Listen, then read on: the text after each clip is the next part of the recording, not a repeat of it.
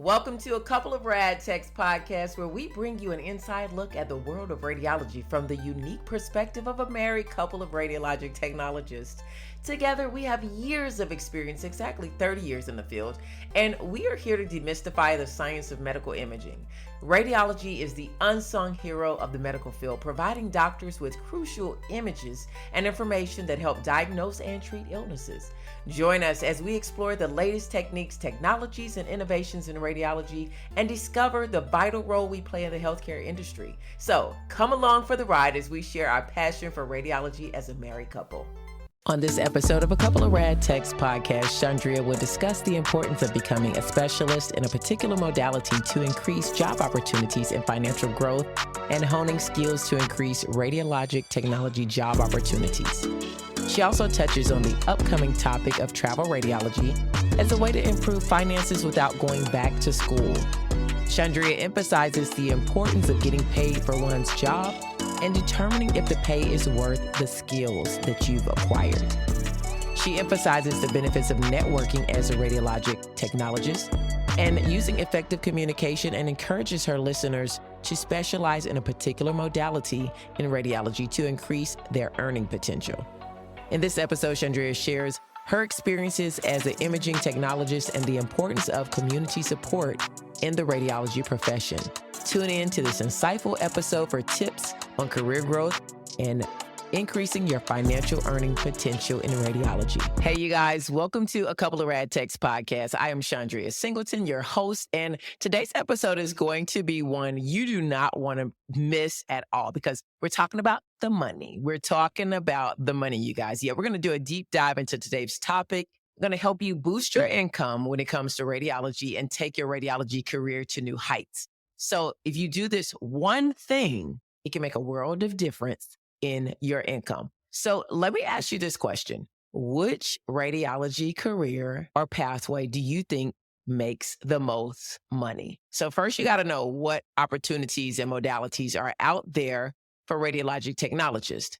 Well, there are over 10 pathways you can choose in your radiology career. So picture this. You're a skilled radiology tech utilizing your expertise to capture accurate images. You're assisting doctors in diagnosing ailments. You're giving the best patient care. But what if we told you there's one thing you could do to increase that earning potential in this rapidly evolving field that has been a secret? Let me just say it. Radiology has been a secret for years. I'm fortunate enough to have been in it for 21, but it was a secret to me too. And get this, you guys, I used to get radiology exams all the time because I have IBS. So I was always getting the studies that were fluoro studies, all kind of things. I mean, I was always drinking that barium, but nobody told me they were a radiologic technologist and what it was. Well, that's right. So we're going to reveal today the secret that can make you more money. So if you're a radiology student, if you're a radiologic technologist, and you're looking to advance your career, please hold on. I'm going to get right to it. So you guys, let me know. Are you ready? Are you ready for this? I think I'm ready. I think you're ready. I heard that drum roll. So without further ado, more drum roll. Without further ado, you guys, the modality that they're saying makes the most money when you Google it, it's MRI techs. Yeah. Now, disagree with that. I'll tell you why I disagree. Now, I'm no expert in this. I am an MRI technologist, but I know tons of technologists in these other careers that I'm going to tell you that I think make more money than MRI techs. But if you are a radiologic technologist and you want to take your career to the next highest level, MRI, they're saying, is top. But that depends on who you Google. So national average, but those things change. Now, that's one of the 7 highest. The other is cardiovascular tech. That was one that I would say makes the most. I don't know. You don't know how true these numbers are, but I'm going to say cardiovascular tech and also an interventional technologist. That's just what tell me in the comments if you guys agree. And if you are a cardiovascular tech, please drop a comment in there. You don't have to say how much you make. Just let us know if we're on the right path, because I think you guys make the most money. But, the interventionalists, I think they make a lot of money too, because they take a lot of call. I was offered that job straight out of school as well. I loved interventional. Don't get me wrong. It was one of the coolest jobs. And I mean, I just loved it. And the pay was amazing. But the call, I couldn't take that call. I would have no life, but I have some money, but I wouldn't have any life. So, what does a cardiovascular technologist do? A cardiovascular technologist works in a cardiac cath lab. They perform very complex procedures, you guys. I mean, you guys, we're not button pushers, and none of us, but especially cardiovascular technologists. They do work very, very closely. They're exposed to radiation, just like x ray diagnostic techs are in the OR and in fluoro. They place stents, cardiac pacemakers, defibrillators, and other things in the vessels, the heart, the vascular system, hence cardiovascular technologists. So when you think about that, they're dealing with the lifeline to the body. The blood is body, is life. So think a lot of things happen. I did a TikTok not long ago on coding, how people think that radiologic technologists don't have to deal with codes. Yeah, we do. Not just in cardiovascular. I've been in MRI for a long time, and I need at least two hands for the amount of codes that I have had on patients that weren't critical, who come over and they code, literally code, getting a brain, like shocking, yes. Who code in CAT scan when we're doing biopsies. People code during, certain things that you would consider not really serious. So we do a lot of complex procedures that deal with, and we got to jump in there too. We have to give compressions. I mean, we got to get in there and handle it like everybody else, especially like MRI. We're usually down there by ourselves. We're in the basement. You have to be badged in, buzzed in. People just aren't down there just at your disposal. And depending on how big your hospital is, you might call the med team or the code team, and you might take a minute to get there. You got to get the patient out of the MRI room. You've got to start those compressions. You don't work by yourself. I used to always work second and third shifts, or weekends, and just pray nothing happens, especially when you're by yourself in the basement behind a padded door that's got to be badged in. You're in there trying to keep the person alive. You're trying to call the code, run, get the person out because nobody can come in there. There's a lot. So cardiovascular technologists, we hear codes a lot going to that department, depending on the hospital, of course. But I've always worked in bigger hospitals. So yeah, that's just what I think. Now, you guys tell me in the comments, what do you think? But here are some things that you should do if you're trying to grow in your skills, your specialization, so you can increase your financial outlook. Number one, you want to hone your skills, whatever skills those are. Maybe those skills, maybe you're already in that profession and maybe you really aren't as skillful in it. Really hone those skills, become a specialist. When you do something, become the best at what you do. It's going to draw the attention. It's going to make you have that confidence to be able to say, hey, I can do these studies without assistance. I can do these studies with my eyes closed. I don't always need to have someone there to hold my hand through it. Become skilled, hone those skills. If you're doing cardiac studies and you're not needing much help because you've really honed those skills in, that is great. That's going to carry you. I mean, beyond the ability to scan a cardiac study, that's also going to take you to where you can maybe do applications. You can do cardiac sales. That is like a 6-figure job and it's no patient care. That's what I'm talking about. Think beyond that.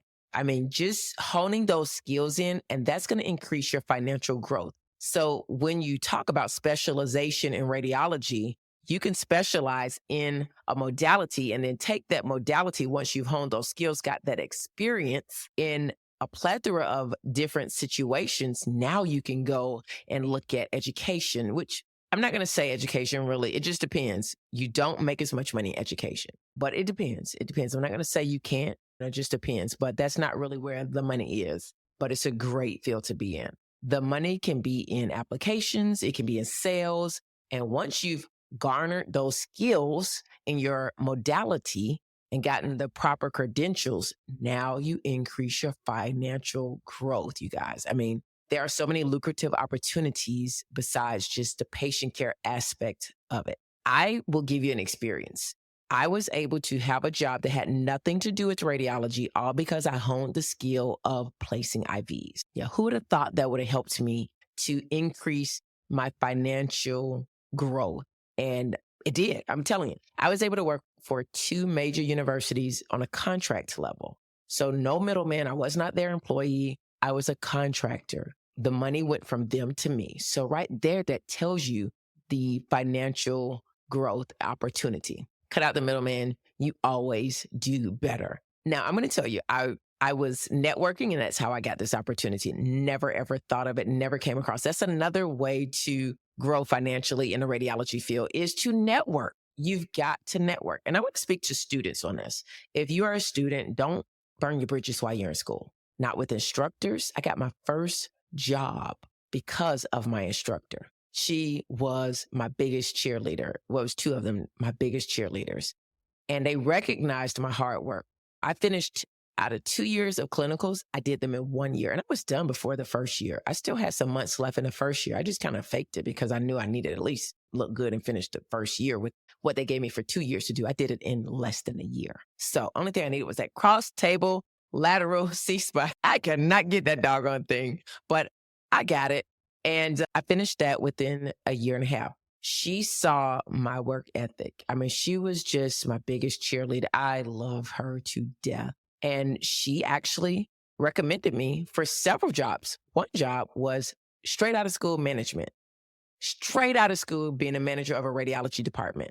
I turned it down, and this is why I turned it down. The money they were willing to pay me. Yeah, it was crazy. I'm still friends with the HR director who's no longer at that place, but we connected so well. I kept in contact with her to this day, 20 plus years later. I'm telling you, your network, keep a good network and be loyal to that network. Be consistent, show personal interest. It pays off. Everything is not always an immediate financial benefit. But my teacher got me an offer from that job. I turned it down. I explained to them why, because I knew if I got that management job, then I knew I really didn't want to be in management. That was not my thing. I've owned several companies before and I like to work for myself. And I did not want to pigeonhole myself into just management because once you get on that track, it's hard to get off.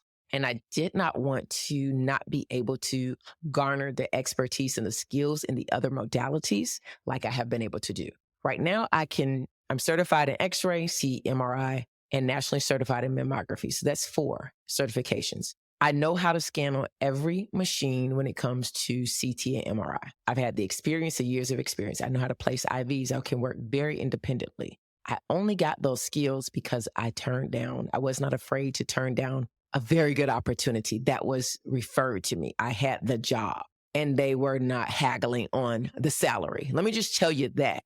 That's when like, man, but you have to look at and see what do you really want to do. And if you don't know, really kind of talk to people. And that's what I did. I talked to some directors I knew. Again, that network, your network means a lot. And they told me some things that, really helped me out to make a decision. Didn't make a decision for me, but they helped me kind of like critically think about it. Would this right here be beneficial to me in the long run? Now, I've had other management positions. Yeah.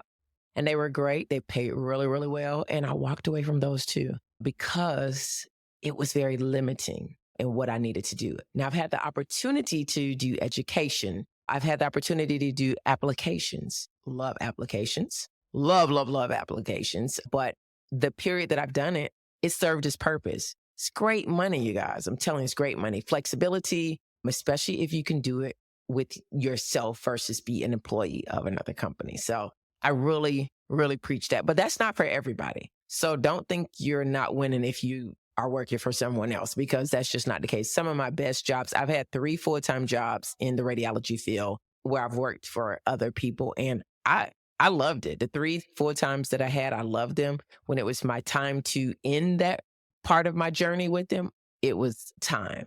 But I'm telling you guys, the way to grow financially is to look at the modalities that make the most money and then figure out, is this for me? So some of the things you want to do is look at what's in demand right now in radiology. When I got out of school, I thought I wanted to be a radiation therapy tech. Did not get into school. I was heartbroken because radiation therapy techs, they make 6 figures easily, but it's a doggone hard job to get into because people never quit. They never leave that job. And you know why? Because it's a doggone good job. And your patients there make it a good job.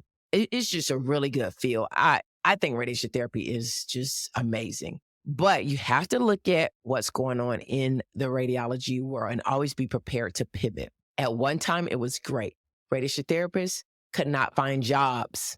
They could not find jobs. So the outlook for that right then was like, whoa, glad I didn't get in.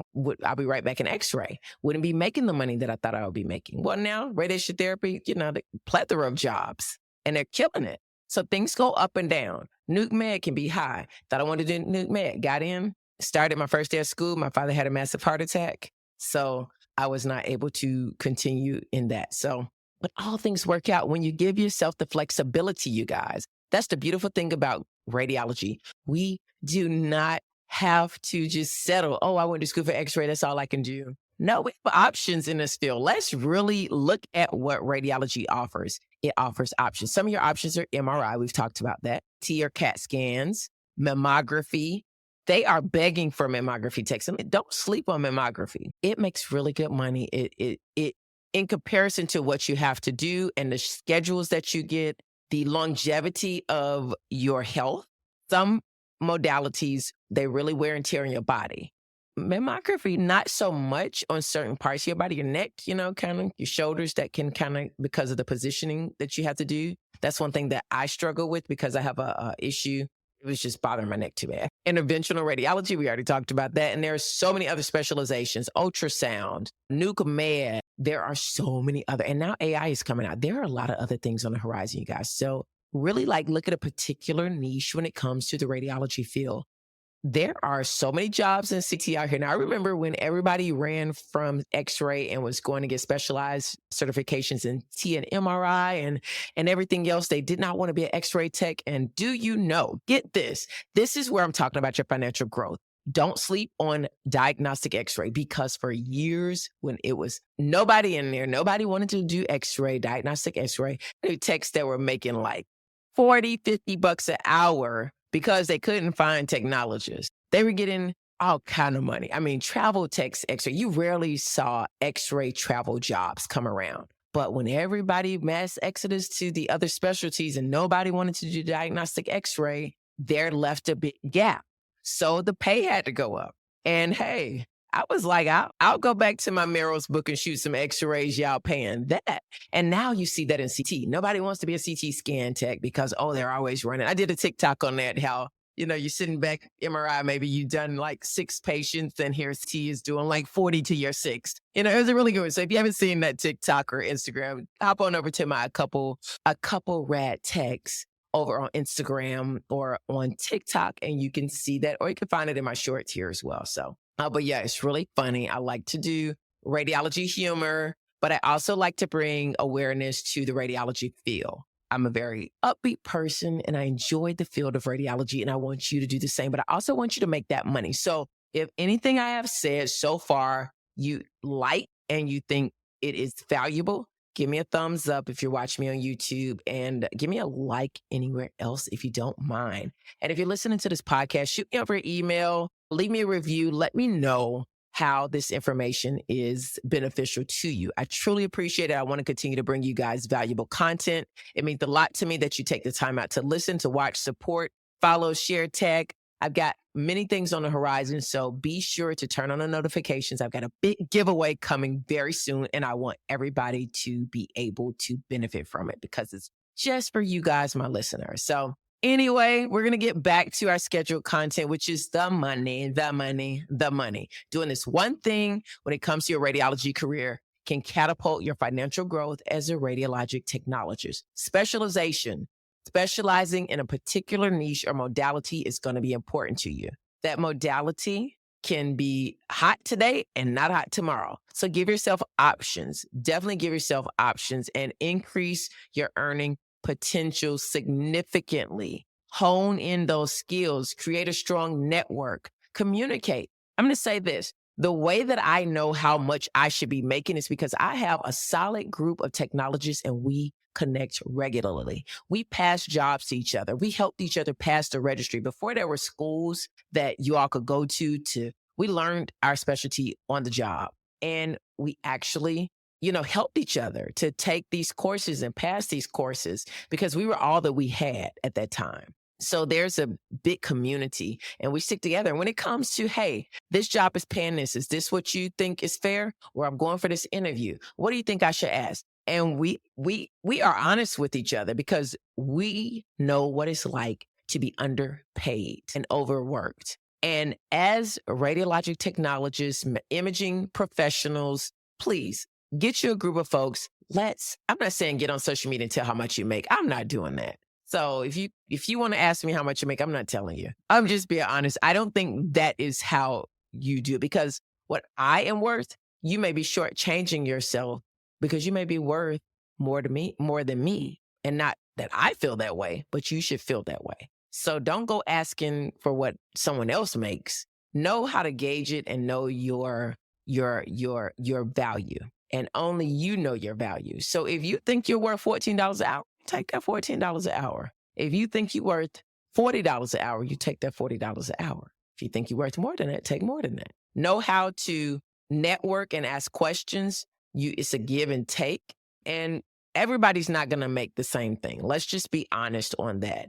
Again, I didn't just say go in and ask for this amount of money. I told you what profession makes the most, in my opinion. They all make really good money. Yeah, it's not always about the money, but let's be honest, you guys. People need to feed their families. They need to eat. So money is important. I cringe sometimes when people say, you should be in it because you love people. I love people. That's why I've been here for 21 years. But I also need to love myself, and I like vacations. I like a house to live in. I like a decent car to drive. I like to do things for myself, and I like to eat organic. But either way, I got bills. So just like patients pay to get health care, why do they have to pay if we shouldn't worry about getting paid? No. Everybody you do a job, you need to get paid for it. And you need to determine if that job is paying you what you feel you're worth. Now, if it's not, you need to figure out how to hone those skills where you're at to get what you need so you can make that move that takes you up, increases your earnings. And it may take some time. So don't think you have to just, I need to do this. I need to do this tomorrow, today. I need to do this now. Take your time. Take your time. You may need to, kind of put some stuff together and organize some things and talk to some people and get some skills. Maybe you don't know how to put in IVs. I'm going to tell you, that is a huge thing. It's hard for you to go out and work independently at outpatient centers, at different hospitals. Back in the day when I started, we had IV nurses. We had nurses in a department, and all they did was put in IVs for us. We were that busy. But we're still that busy, but we don't have IV nurses. I have not seen an IV nurse in a long time. And we worked at a hospital where we had nurses that their job was to go around the hospital and put IVs in, even for other nurses. I was actually spending time, and that's how I learned how to do it. I actually was a part of that, and that's how I learned how to really get good at IVs. I was with these two little nurses, and they taught me everything I need to know. And they were like, you keep practicing this. This is going to be a skill that no one can take from you. And they are right. They are right.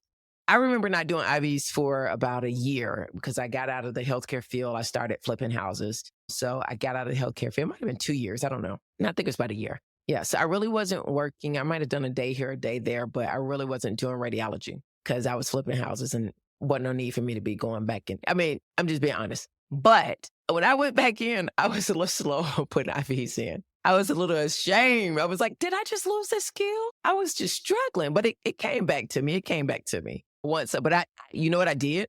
I had to hone those skills again. I was like, y'all, you know what? I'm going to spend this whole week putting IVs in. They were like, you're a little rusty. I was like, I know, but I knew these techs already. So they were, letting me know I was a little rusty because they worked with me before and they knew we were all very good. We didn't need anybody to put our IVs in. We were good. And here I am. I was bad. I was horrible. I was bringing the team down. And they were like, yeah, no, we'll need you to put all the IVs in for the next week. I was like, yep, give me about 2 weeks. I'm going to put them in for the whole weekend, another week if I don't get good at it. But I did. It came back to me, take practice. And it's good to have supportive people around you that want to see you advance and do well. So those of you that are in school for radiology, get a connection with the technologist. 20 years later, I'm still cool and close with majority of people that are still in this area. Even the people that have moved on to directors, positions, other things, they moved on to other states. I'm on LinkedIn with them. I message them. I value my connections in my network. If I have a good circle around me, I make sure I keep that good circle because it's going to pay off in the long run. Yeah. So I love to know, what do you guys think? Whether you're a seasoned professional looking to upskill, or just starting on this incredible journey of radiology, I hope that I've been a great resource to you, and I wish you all the best in your career in radiology and financial prosperity, in this field, because there are so many things you can do. I'm going to be talking more about travel radiology. That's going to be my next thing. I want to talk about the transparency and pay today and things that you can do that are reachable, things that you can actually do that's not going to require you to go back to school per se. You can hone your skills where you're at. You can create opportunities to network where you're at in order to build up your ability to create a upswing in your finances and what you make. So I hope this was helpful. It's definitely great information. Always sharing when it comes to the radiology profession. This podcast is all about that. So be sure to give me a like, let me know, give me a review, let me know. Stay tuned for more upcoming episodes. And again, thank you guys for listening. And that's a wrap for this episode of A Couple of Rad Techs podcast. We hope you enjoyed our discussion of the fascinating world of radiology and learned something new about the role we play in the healthcare industry. If you have any questions or topics that you'd love for us to cover, feel free to reach out and let us know what they are. And you guys, please, if you enjoyed this podcast or any of the other episodes, we want to hear what you thought. Leave us a review. Mama's got to pay her bills. It helps. And until next time, stay tuned for more insightful and informative episodes of A Couple of Rad Techs podcast.